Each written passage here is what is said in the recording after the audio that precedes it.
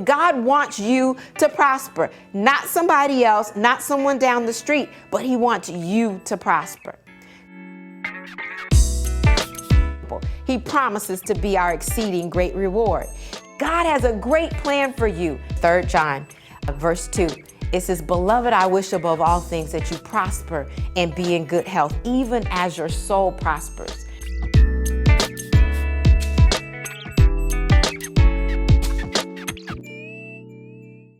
Well, hello again. I'm Dr. Chonta Haynes with Heart Truth Ministries. It truly is my pleasure to be able to bring you another inspirational word, an encouraging word, message in a bottle. Let's bow. Most gracious and holy Father, God, we do thank you. We thank you for loving us. We thank you for being ever present, being even aware of the fact that you are here, God, that no matter what we're going through, we're not going through it alone. That we don't walk into things that catch you by surprise. We might be surprised, but you're not. So we thank you, Lord, for knowing our end before the beginning and also identifying the fact that we're going to be better in the latter end than it is in the middle of our stories. So we're asking you, Lord, to bring back our joy. We're asking you to bring back our peace. We're asking you to remove and break every single chain that binds. And Lord, we'll be so careful to give you all the praise and all the glory. It's in Jesus' name that we do pray and give you thanks. Well, amen. Well, this morning, I've got a couple different passages of scripture, but we're just going to start with Job chapter number 42. And I am going to begin at the 10th verse. And the Bible says, "And the Lord turned the captivity of Job when he prayed for his friends. Also, the Lord gave Job twice as much as he had before. Then came there unto him all of his brethren, all of his sisters, and all they that had been of his acquaintance before, and did eat bread with him in his house. And they bemoaned him and comforted him over all the evil that the Lord had brought upon him. Every man also gave him a piece of money, and every one an earring of gold.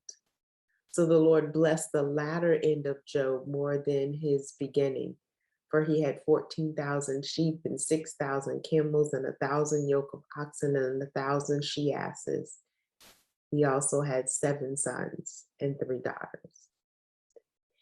And it continues on. And so that was the 10th through the 13th verses of Job chapter number 42. Now, if you recall, Job had everything. And God said, "Have you tried my servant Job?" to Satan as he was looking for someone to go after.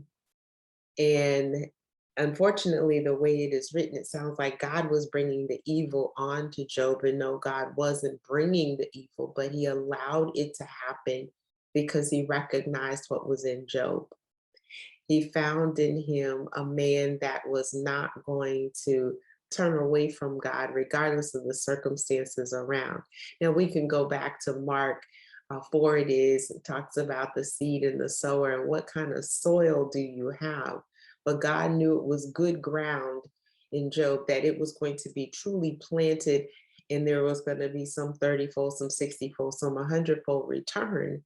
It wasn't that it was falling amongst the wayside where the cares of the earth or the world were going to then choke that seed. See, I went back to Job many, many years ago, and some really like the story of Job because he endured quite a bit, but he was faithful. He said, "Though he slay me, yet will I trust him." We get that from Job. He questioned God. Had the ability to do that, just like we do. God wasn't afraid of his questions, but then he turned it around and said, "Well, wait a minute, where were you?"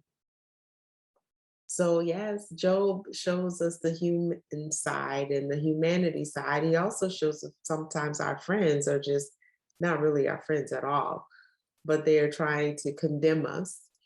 Some put things on us that we didn't do, some that we thought that were with us, like his wife, Mrs. Job, that we only hear one time when she tells him to curse God and die. sometimes the very people we think are with us are really not with us. And the ones that we think that can speak into our lives really can't speak into our lives. And sometimes we think that we're going along and everything is grand and glorious when in actuality, when the evil starts befalling us, it's not necessarily that God is doing it to us, but he's allowing it to happen so that we'll know exactly what is truly in us. There's a lot in the story of Job, but when we get to the 42nd chapter and we get to the end of the story, the latter end is better than the beginning, and he gets double for his trouble. And we all like to hear that, but we don't want to go through that threshing. We don't want to go through that sifting. We don't want to go through the chain breaking portion. We just want to be the free captives. And so my prayer for you today is that you are that free captive. And I then go back to the 126th Psalm, where the Bible records, when the Lord returned the fortunes of Zion, we were like those who dream. Our mouths were filled with laughter then, and our tongues with shouts of joy. Then they said among the nations, the Lord has done great things for them. The Lord has done great things for us, and we were joyful.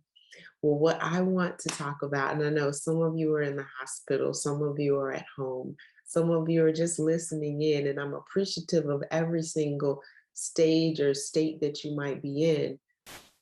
But the question remains, what's holding you captive? What have you been subjected to that is not allowing you to shout, not allowing you to have joy, not allowing you to truly be free? What is holding you back? What is hindering you? And Job was being hindered because of all of these people that were around him. And Job was being hindered and held back based on someone else's expectations or their thoughts of him. What hinders you for no longer being held captive? The freedom that we have in God allows us the opportunity to be healed, fully healed. It allows us to have our fortunes returned. Whatever was taken from us by the enemy can be brought back, and we can get double for our trouble, or it could be 100-fold return. But we just have to lean in and trust that God is able to give it to us. See, sometimes it's an addiction. And I just use that term loosely because it could be an addiction to people, the people we have in our lives. It could be an addiction to money. It can be an addiction to a feeling. Hey, I feel good about this at this particular time, and I don't want to lose it. So I'm going to pretend like I'm still sick because I get a lot of attention. I didn't really mean to step on a whole lot of toes, but I know I did. It doesn't have to be an addiction that we typically throw out there like an alcohol or a drug addiction, but it could be that. Or are we looking for a high? Are we looking to feel high? Are we looking to feel good? Are we looking to feel on top of the world? Are we looking to feel like we're the number one dog in the game? Are we top dog in our company? Is it something that we need that has not been filled? And we know our basic needs are to love and to be loved. Can I remind you, God loves you. He loves you with an everlasting love. He loves you so much that he sent his son to die for you. So we can solve that problem. You are loved.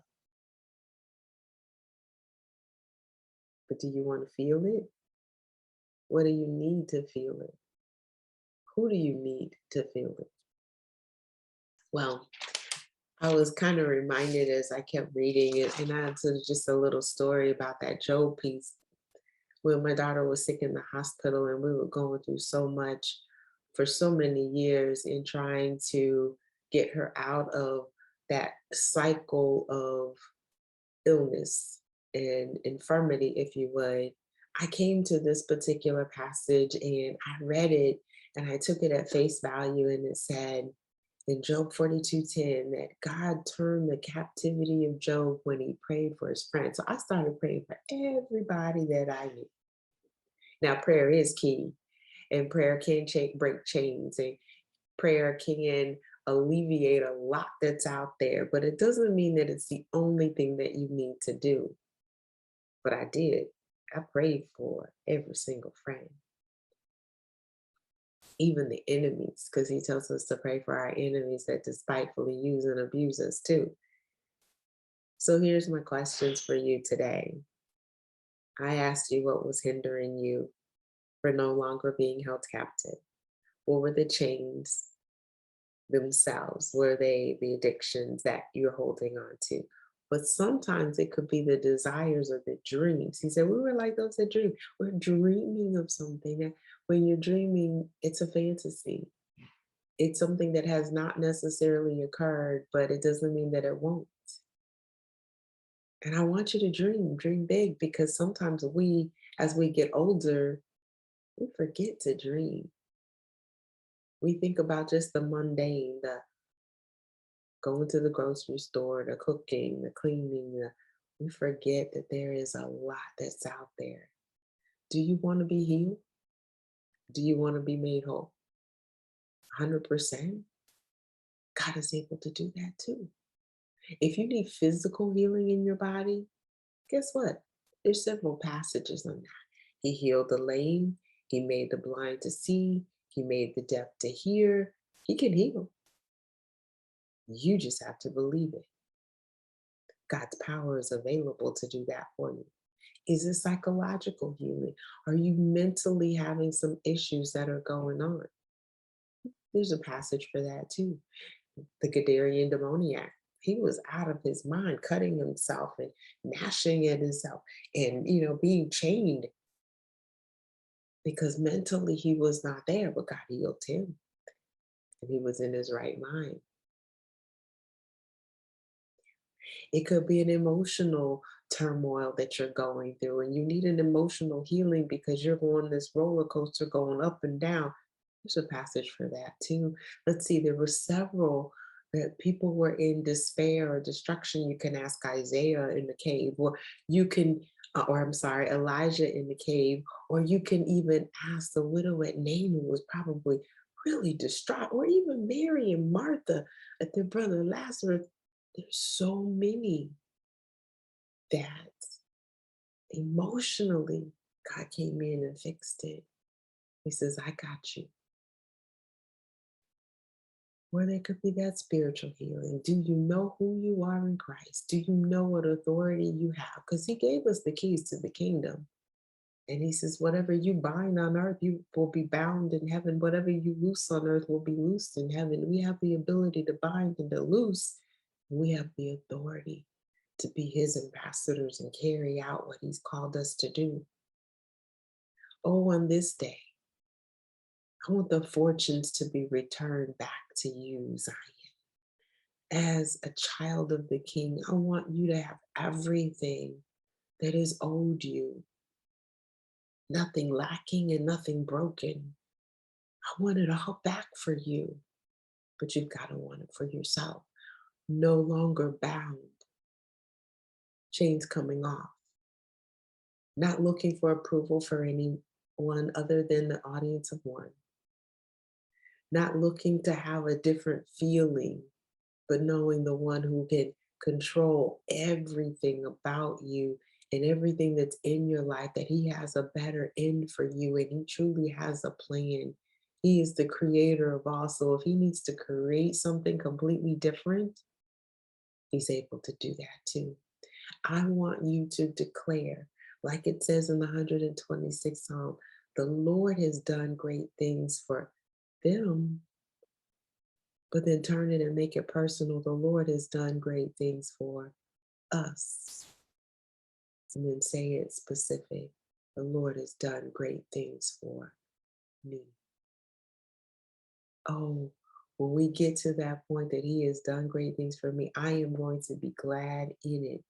This is his day that he has made. I will rejoice. All truly is well. And if it doesn't look like it today, that just means that he's not done. God is so good. So let me just remind you, God wants to heal every part of you, every single part of you. So where does it hurt? Take it to him in prayer so that you can turn around and declare, the Lord has done great things. If it's family and you're asking for communication, he's able to do that too. If it's relationships, whether it be personal or business, he's able to do that too. If it's past drama or trauma, either way, or dysfunction, he's able to do that too. This is your day to come before the Lord and say, I bear my soul. I bear everything before you. Clean it up, Lord. Fix me up, Lord. I no longer want to be bound. Let's bow. Most gracious and heavenly Father, God, we ask you to remove every single chain that is binding us. We are no longer bound by this world. We're no longer bound by others' thought processes of us. We're no longer bound by any addiction. We're no longer bound because you say that we are free. So we're asking, Lord, I'm asking, Lord, that you free everyone who is listening to the sound of my voice. Whatever issues that they've had in the past, God, I ask that you remove it. You open their eyes to see completely what stands in front of them and what has been hindering them. And then let them turn that over to you. God, we'll be so careful to praise you and honor you and glorify you, recognizing, God, you have done marvelous things. Great is your handiwork, oh God. You promised to give us your peace. You promised that we don't have to be anxious. And for that, we bless you. Heal us now where it hurts. Heal our families. Heal our bodies. Heal our minds. Heal our emotions. Heal us spiritually. Let us be that remnant that you have called back. You said if we would humble ourselves and pray and turn from our wicked ways, we will then hear from heaven and you will heal our land. Heal the land of our heart first. Then heal the land of our families.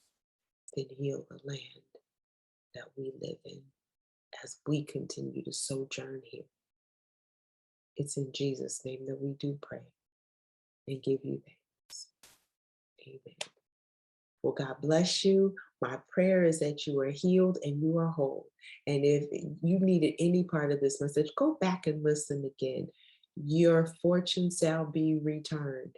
Joy is coming. If you read the end of the 126th Psalm, you will see that if you've sown in tears, you will reap in joy. And if you sown in tears and you kept planting seeds as you were going, oh, you're going to have a great harvest too, that the fortunes shall be returned. It's my prayer that you continue to put feet to your faith, walk in victory, applying God's word, standing on his promises. You know what to do. Declare the word of the Lord. Declare he has done marvelous things. It's in Jesus' name that we pray. And I bless you, bless you, bless you. Have an absolutely fantastic rest of your day.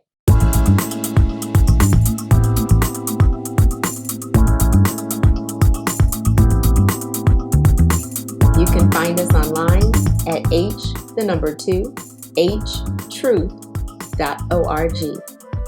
At Heart to Heart Truth Ministries, we're helping believers live an abundant life based on God's word, standing on his promises, walking out his principles, sharing with God's people, serving as unto the Lord.